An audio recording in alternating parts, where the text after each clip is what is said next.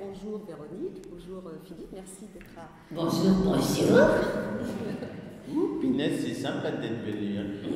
Vous auriez pu être à la plage. Ouais, merci d'être là. Hein. Alors, ça fait combien d'années que vous doublez les Simpsons?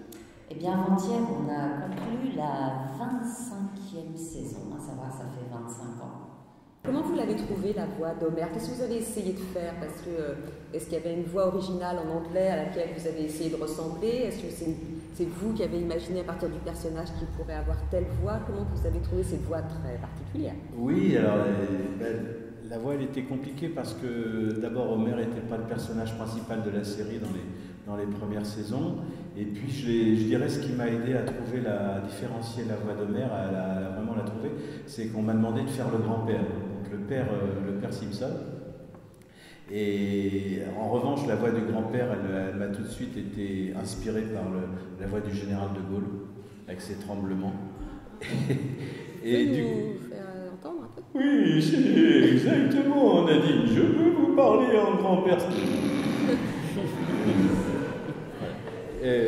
Donc voilà, et donc la voix du grand-père, comme il fallait bien différencier ces deux voix, ça m'a aidé à trouver la voix d'Homer Simpson que j'ai rajeunie du coup, qui était un peu trop sérieuse dans le début. Elle était un peu trop dans la mâchoire, il parlait un peu comme ça, Homer Simpson, un peu prognate, hein, comme il est dans le dessin en fait. Hein, il a un côté primate. Hein. Et voilà, donc j'avais trouvé une voix de primate, mais qui n'était pas forcément drôle. Et après, en rajoutant des aigus à cette voix, ça l'a rendu plus enfant par rapport à la version américaine qui est beaucoup plus grave. Le fait de rajouter des aigus à cette voix, surtout de moduler, partir dans les aigus comme ça, puis de redescendre, puis de redescendre comme ça. Donc ça a un côté, je dirais, le côté enfant. Et tout le monde s'identifie un peu à ce personnage, à cette voix, parce qu'il nous touche, parce que justement il est proche de nous, parce que c'est un grand enfant. Alors voilà, donc, mais j'ai mis 3 ans avant de réaliser vraiment que c'était la voix d'Homer. Il y a un journaliste sympathique qui a parlé de ma voix, qui a comparé ma voix à un aspirateur déglingué. C'est pas mal quand même, parce que l'idée est pas mal.